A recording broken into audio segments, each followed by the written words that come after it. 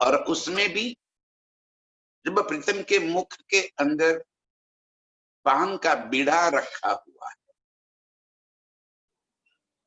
अर्श में पान खाने की या पान चबाने की कोई आवश्यकता नहीं है। अरे अर्श में कुछ भी खाने की आवश्यकता नहीं है, वो नूरमय स्वरूप है हमारा, और नूर में इन सब चीजों की आवश्यकता नहीं होती। लेकिन हम रूहें ये चाहती है कि मेरे प्रीतम का मुख पान को चबाते हुए उस समय उनके मुखारविंद के ऊपर जिस तरह की हलचल होती है, जैसे उनके मुख चलता है, उस चलते हुए मुख को देखना, ये हम आशिक रूहों की चाहना है। जोबन जोश मुख बीड़ी, यौवन से भरे हुए प्रीतम के इस मुख की पान के बीड़े के साथ की छवि, और उस छवि को हम रूहें पल पल निहारती रहती। अरे जी कह रहे हैं, फेर फेर पट खोले हुक्म, बार बार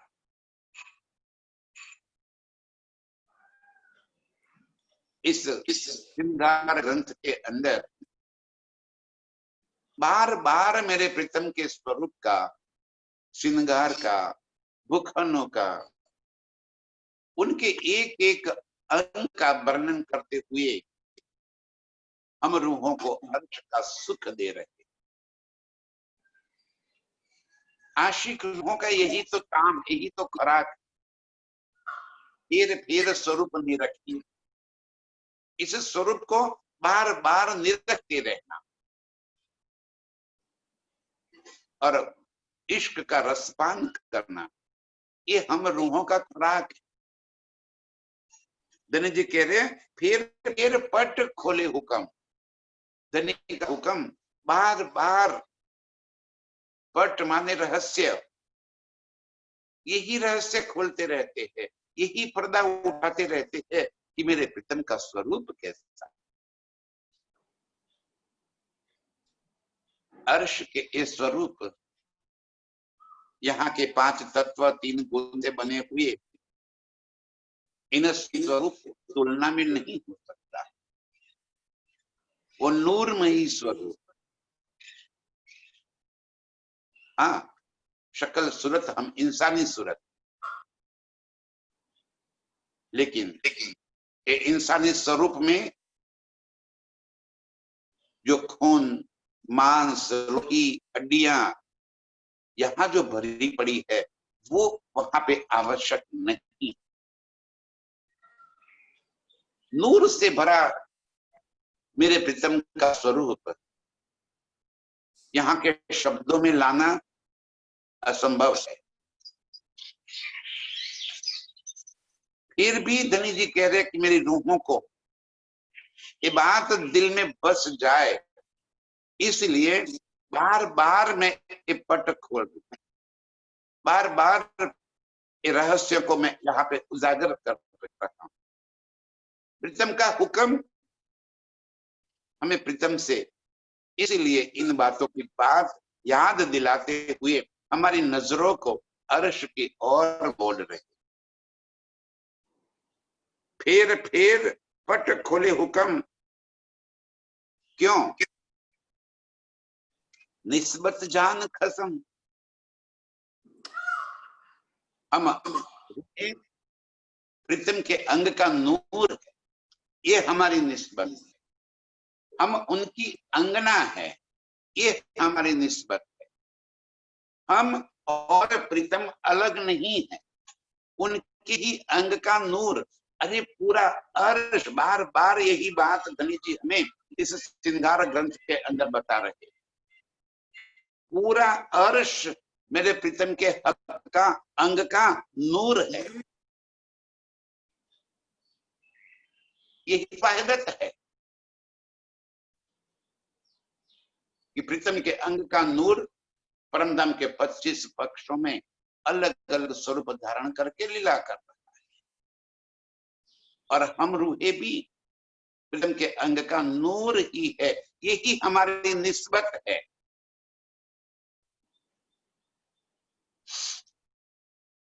आशिक रूहे और प्रीतम के साथ जो संबंध है वो आशिक और माशुक का। आशिक और माशुक का नाता अर्श में सिर्फ और सिर्फ हम और राज्य के बीच में ही है।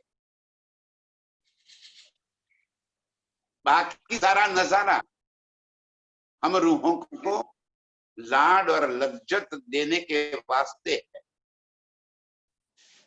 रंग महल हो, पुखराज या माणिक हो, जमुना जी हो या हौज कोसर हो, बड़ो बन हो या बगीचे हो, फवारे हो, चेहबच्चे हो, रन हो, दुबदुलीचे हो, बड़ी रांग हो, सागर हो, जो कुछ भी अर्श में है, ये सारी चीज अमर रूहों को रिझाने के वास्ते मेरे प्रीतम के अंग का नूर वहीं पे वो स्वरूप धारण करके खड़ा है। ये हम रूहों को रिझाने के वास्ते है।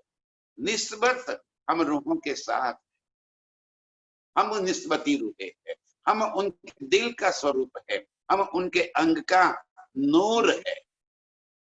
बस बार बार प्रीतम यही बात हमें समझा रहे हैं, बार बार ये बात बता रहे हैं। फिर फिर पट खोले हुक्म, रिक और रिक जगह पे यही बात बता रहे हैं, ताकि हम रूहों के यदि दिल में कोई बात की ना समझी हो, कहीं हम गलत बात में फंसे हुए, कोई बात हमारे दिल में सही तरीके से नहीं बसी हुई है, तो वो बस जाए। इस वास्ते फिर फिर पट खोले हुक्म, बार बार इन रहस्यों को उजागर कर रहे हैं, बार बार इन रहस्यों को हमें बता रहे हैं, ताकि हम उनकी निस्बती, उनकी अंगना, उनके दिल के नूर, हम रूहें प्रीतम के प्यार को समझ सके। जब तक ये बात समझ में नहीं आएगी तब तक हमारे दिल के पर्दे कैसे खुलेंगे। बस ये बात के लिए जी बार बार यही बात हमें बता रहे हैं। हक मोख अंग इश्क के, ले देखिए अर्श अंग ताना।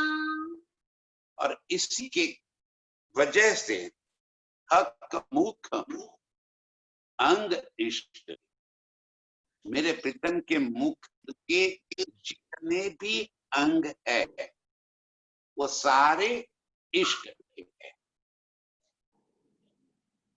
चाहे केश हो, चाहे ललाट हो, श्रवण अंग हो, नासिका हो, मुखारविंद मतलब होठ हो, दंत जुबान या गाल की लालिमा, हरवटी या गला, एक एक अंग प्रीतम का इश्क से लबालब भरा हुआ है। आगे भी प्रीतम ने हमें एक एक अंग की खूबियां बारीकी से उसके सारे भेद खोल कर बता दिए। अब फिर वही बात कह रहे हैं कि हक मुख अंग इश्क की, मेरे प्रीतम के मुख के एक एक अंग इश्क से लबालब भरे। आशिक रूहें उन अंगों को निरखती ही उस प्यार में पड़ जाती है। उसी प्यार में डूब जाती है, वो मस्ती चढ़ जाती है। और वो मुखारविंद के अंगों की शोभा इतनी अनुपम है कि एक बार जिस अंग के साथ हमारी नजर मिल जाती है तो उसी की खूबी, उसी की सलूकी, उसी की रंग गौर उज्ज्वलता के अंदर हमारी नजर पे अटक जाती है। सारे शब्द वहीं पे बेकार हो जाते हैं। फिर उसको समझने के लिए शब्दों की आवश्यकता नहीं रहती, बस रूह की नजर की आवश्यकता है कि हम प्रीतम के उन अंगों को रूह की नजरों से निरखे। एक अंग यदि हमारे दिल के अंदर चुभ जाए तो तभी उड़े अरवा, आत्म जागृत। सारे स्वरूप के एक एक अंग की शोभा तो धनी जी बता ही रहे, उनके हुक्म से ही तो ये वर्णन हो रहा है। इसलिए आगे उन्होंने कह दिया कि फेर फेर पट खोले हुक्म। उनका हुक्म ही इनके स्वरूप का वर्णन कर रहा है। आशिक रूह की ताकत नहीं है कि प्रीतम के स्वरूप का वर्णन कर सके। इस वास्ते आशिक रूह जिस अंग को देखती है उसी अंग की सुंदरता में, उसी की बारीकी में ऐसी रल गल जाती है कि नजर वहां से हटे तो दूसरे अंग का वर्णन कर पाए। जहां नजर लग गई वो अंग का सुख ही इतना अधिक है कि आशिक रूह वहां से नजर ही नहीं आ सकी। वर्णन क्या करेगी, और अंग का वर्णन क्या करेगी? अरे और अंग को तो जब देखेगी तब तो वर्णन कर पाएगी, वो देख ही नहीं पाएगी क्योंकि जहां पे नजर पड़ गई बस वहीं पे मस्त हो जाए।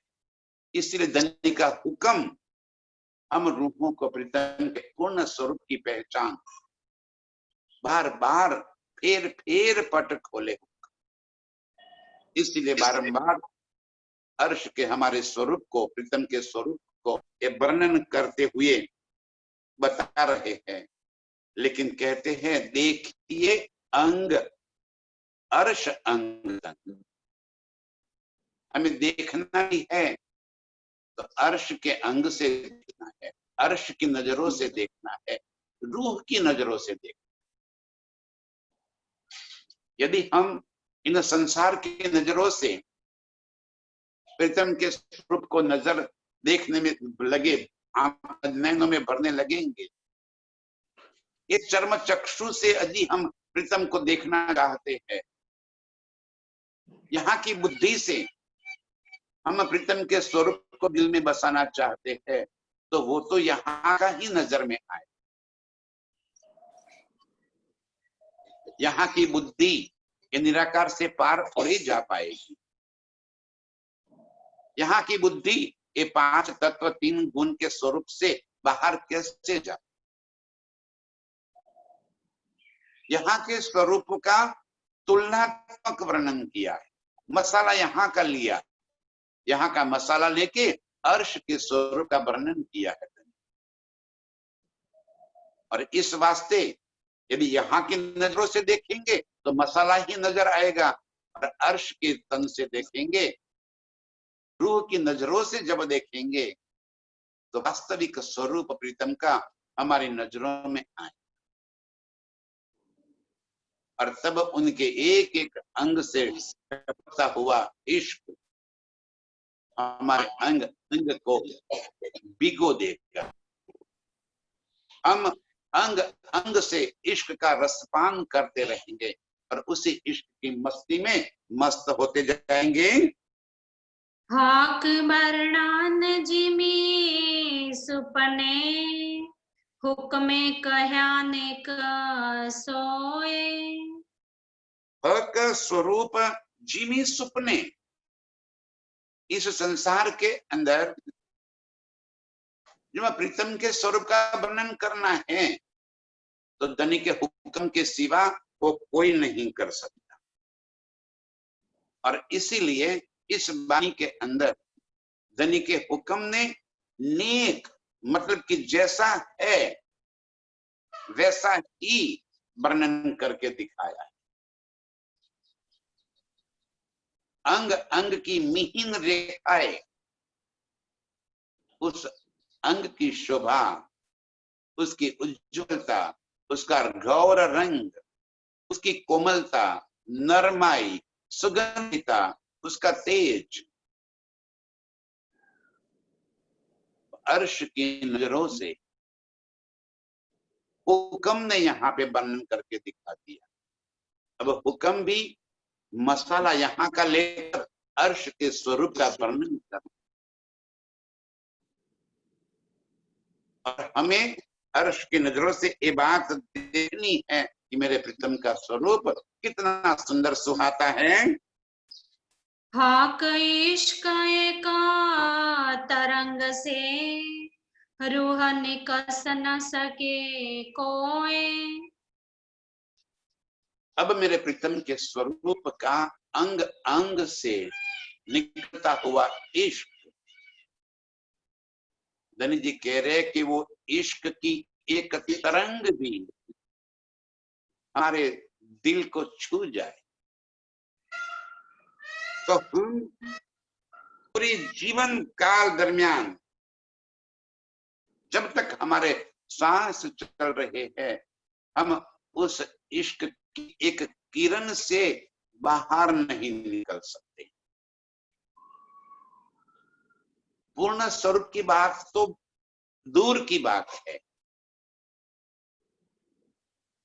उनके अंग के नूर की बात भी अलग है। धनी जी कह रहे कि उनके अंग के इश्क का एक तरंग, क्योंकि अंग अंग इश्क से लबालब भरा हुआ है और उसकी एक तरंग भी हमारे दिल को छू जाए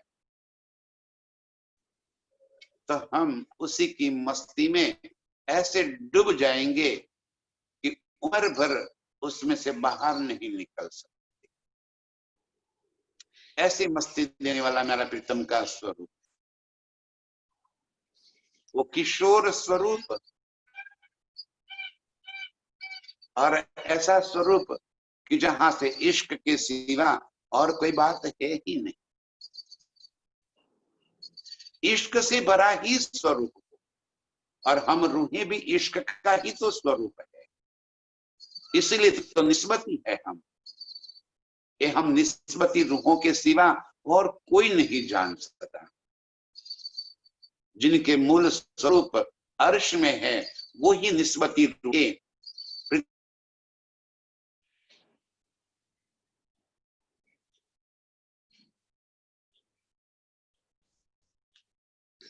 इस स्वरूप की सुंदरता का वर्णन इस वाणी के अंदर लेकर आए। हम रूहों के सिवा और कोई ये बात को नहीं जान पाए कि मेरे प्रीतम के अंग अंग से कैसे इश्क की जैसे नहरें चल रही,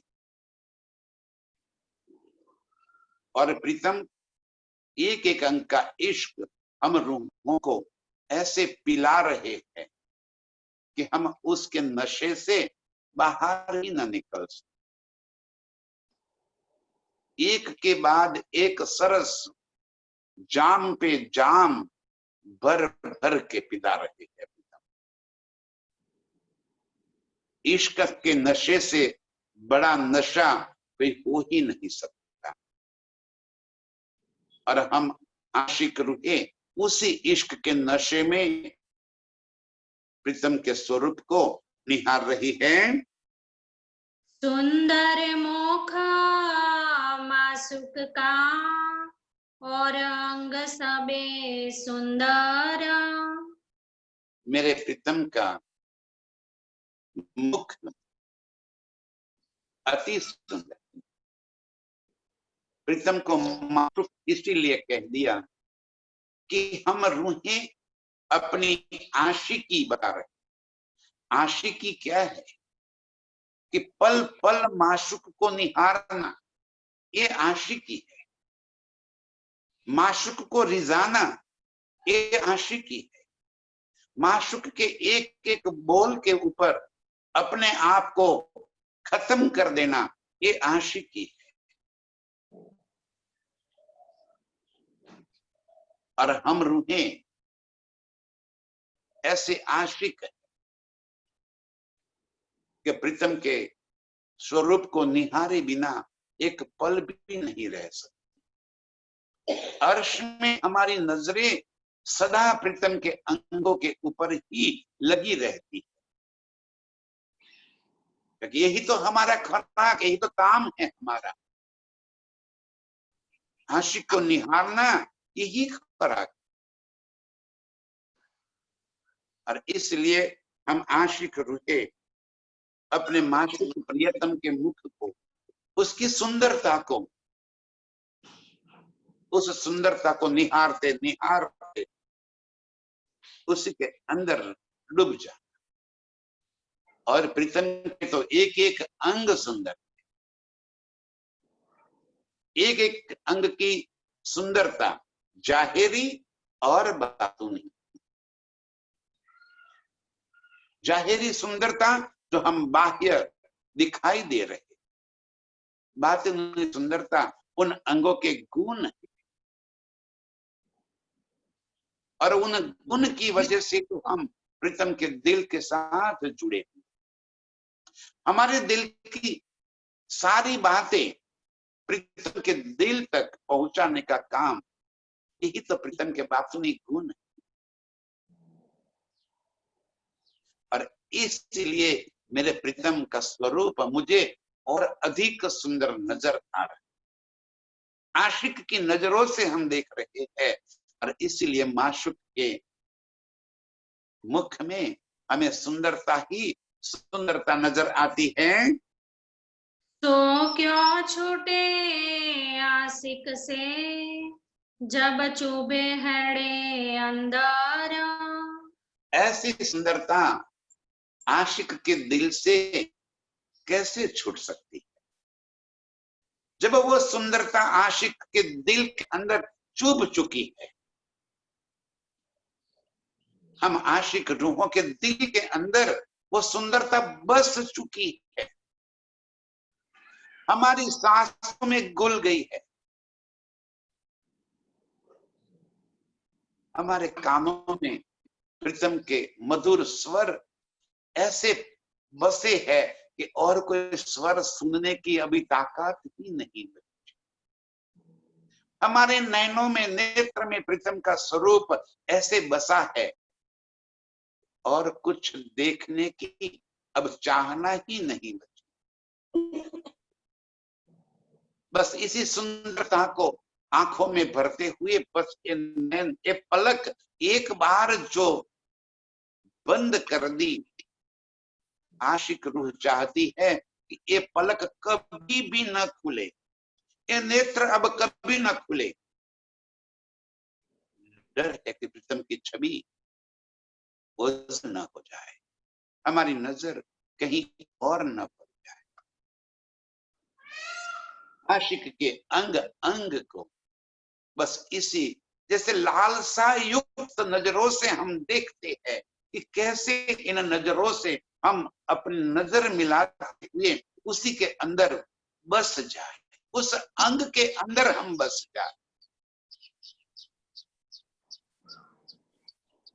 एक एक अंग का इश्क और उसकी सुंदरता, उसकी अपार आकर्षकता हम रूहों को उसी के अंदर डूब रही है। और ये स्वरूप जब हमारे दिल के अंदर चुभ जाता है, कैसे वो दिल से बाहर निकले। एक बार जो स्वरूप हमारे दिल में बस गया और कोई इससे अधिक सुंदरता नजरों में आवे तब तो ये दिल से बाहर निकलेगा। और प्रीतम के स्वरूप से अधिक सुंदरता हम आशिक रूहों को कहीं भी नजर नहीं आ सकती। क्यों कहूँ मुख की सलूकी और क्यों कहूँ सुंदरता। किन शब्दों में प्रीतम के अंग की सलूकी, उसकी बनावट, किन शब्दों से वर्णन करना, उसकी सुंदरता का यहाँ के कैसे शब्द प्रयोग करूं। हम क्या कह सकते हैं यहाँ, अधिक से अधिक इतना ही कहते हैं कि मेरे प्रीतम का स्वरूप बहुत सुंदर है। ये बहुत सुंदर से अधिक कोई शब्द ही नहीं है इस संसार में। उसकी सलूकी, जैसे नेत्र है तो नेत्र कैसे कह, नेत्र अनियाले, विशाल, गजराए, जैसे आंखों में गजरा डाल का हुआ। इतनी अच्छी सुंदरता इन नैनों, बड़े लंबे नैन, और जब प्रीतम तिछरी नजरों से नजरों को मरोड़ते हुए हमारी तरफ देखते हैं, ऐसा लगता है जैसे नैनों से तीर चला। और पूरे नेत्र की शोभा तो तब पूरी हो जाएगी जब उनकी पलकें, उनकी बाहें, अंदर का आंख के अंदर की उनकी किकी और उस किकी के अंदर का प्रतिबिंब पल पल झपकते उनकी पलके और पलकों के अंदर के मधुर भाव,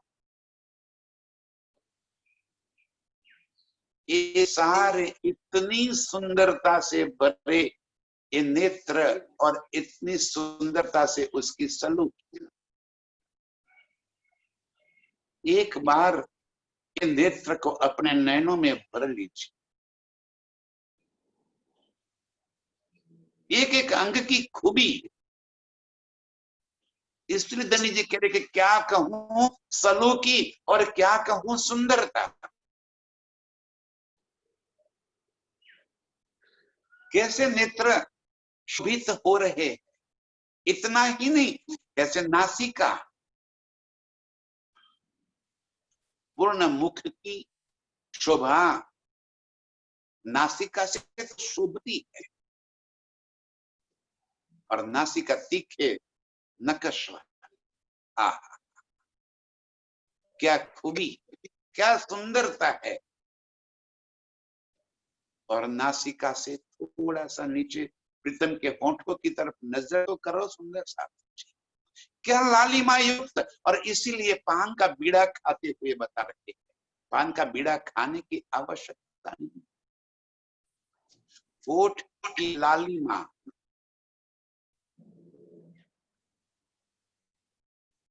और उस होठ के अंदर तड़पन, हम रूहों को चाहने की चाहना, ये होठों में भरा हुआ इश्क का रस, वो रूह जाने जिसने ये अधूर का पान किया है। वो रूह जाने इस अधूर का रस जिसने पिया है।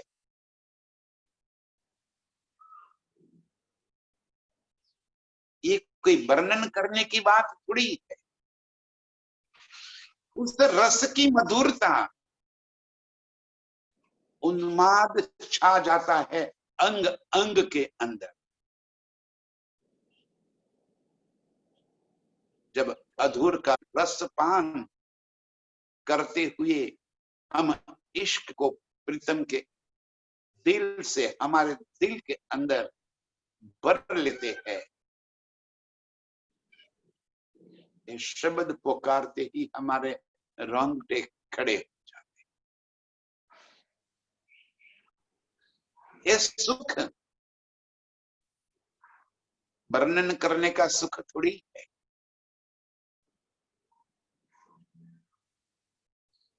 इतनी ही लालिमा लिए प्रीतम की दंत पंक्तियां,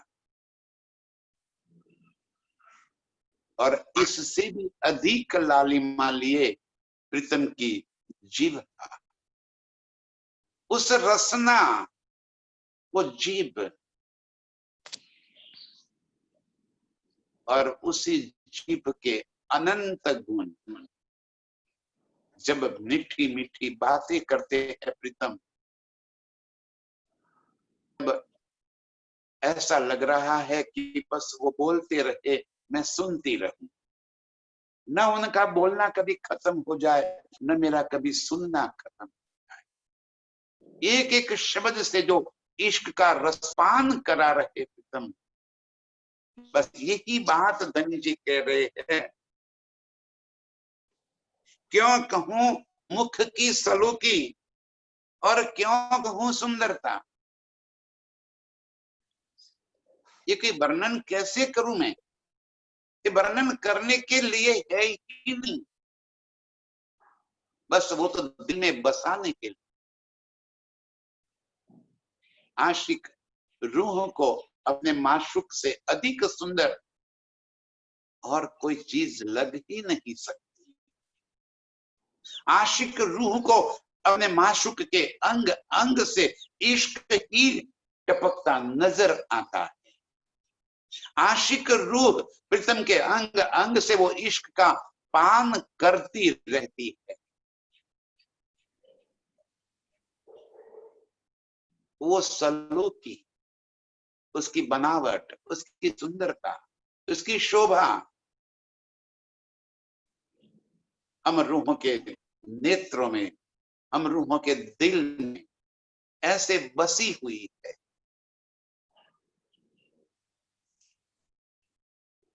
कि अब तो चाहने पर भी ये स्वरूप हमारी नजरों से दूर नहीं हो सकता। इस स्वरूप का वर्णन करने के लिए ये सारे संसार के शब्द भी कम पड़ जाएंगे। इतनी अधिक सलोकी और सुंदरता मेरे प्रीतम के मुखारविंद की नजर में आ रही है। ये आशिक जाने मासुक के, जिन घट लगे घाव। कौन जानेगा ये आशिक रूह जाने माशूक की सुंदरता को, आशिक रूह जाने अपने माशूक के अंग अंग के बनावट को। जिन आशिक के कलेजे में गा लगा है, जो आशिक के रूह के दिल के अंदर एक प्यार भरा पड़ा है, प्रीतम के इस प्यार भरे अंगों को, उस अंगों से निकल वाले इश्क के तीर को, जिन रूहों को घायल कर दिया है, जिनके दिल को घायल कर दिया है, वो रूह जाने कि कितना कितना आनंद भरा पड़ा है। वो आशिक रूह जाने, और कौन जान सकता है। आशिक के सिवा और किसी को ये पता भी नहीं चले।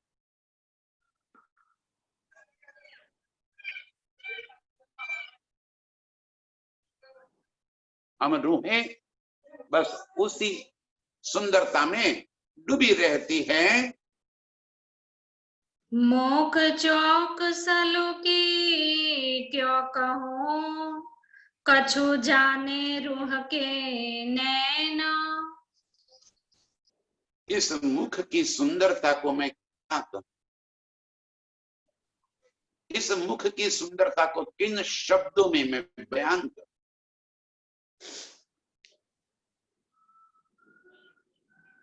जो कछु जाने रूह के नैन, जिन नैनों से हमने इस स्वरूप की सुंदरता को पिया है,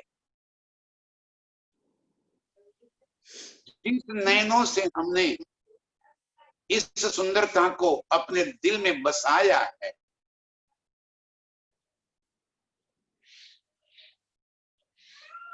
जिस नैनों में ये मधुर छवि, ये मोहिनी छवि बसी हुई है, वो नैन जाने मेरे प्रीतम के मुख की सुंदरता, सलूकी, कोमलता, नरमाई, एक एक गुण को वो नेत्र जाने जिन नेत्रों ने इस स्वरूप को दिल में बसा लिया है। ये सुख वो जाने जिसने अपने नैनों से प्रीतम के स्वरूप को देखा है। ये सुंदरता का बयान, प्रीतम के मुख की इन एक एक सलूकी, एक एक अंग का बयान इस वास्ते प्रीतम के हुक्म से इस वाणी में कर रहे हैं, ताकि हम आशिक रूपों के नयनों में ये सुंदरता बस जाए। वो रूह जाने जिसने इस स्वरूप को अपने दिल में बसा लिया है। ए सुख सोई जानही, जा सोहक करे सामे सैना। और ये सुख तो वो समझेगा, वो रूह समझेगी जिनको प्रीतम सामे इशारा कर रहे। जब पियों के नेत्र से नेत्र मिलते और तब प्रीतम अपने प्यार का इजहार, इकरार इशारों से करते,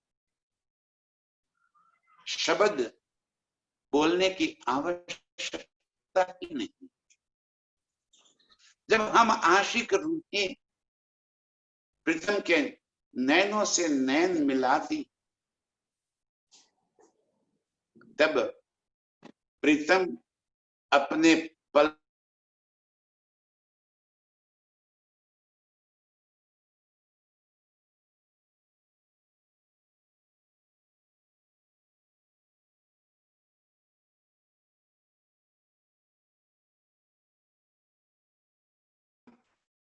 मुख से कोई इशारा करते हैं, तब प्रीतम भी अपने मुख से इशारा करते हुए हमारा प्यार स्वीकार करते हैं। एक एक अंग से प्रीतम जो सामे नैनों से या होठों से इशारा करते हुए हमारे प्यार को कबूल करते, हमें प्यार जता रहे हैं। उनके अंग अंग से ये भाव होते हैं कि मैं तुझे बहुत प्यार करता हूं। ये बात आशिक रूह जाने, ये आशिक रूहों का ही सुख है। आशिक रूहों के सिवा ये सुख और कोई नहीं ले सकता। इन अंगों से किए हुए इन इशारों को हम रूहों के सिवा और कौन समझ सकता है। हमारा सुख है और हम रूही ही इस सुख को समझ पाएगी।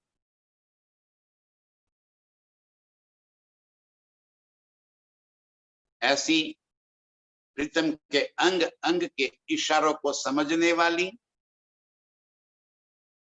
प्रीतम के इन इशारों को दिल में बसाते हुए अरवाहे अर्श को उड़ाने वाली, प्रीतम के प्यार में डूब जाने वाली ये सभी रूहों के चरणों में कोटि कोटि प्रणाम।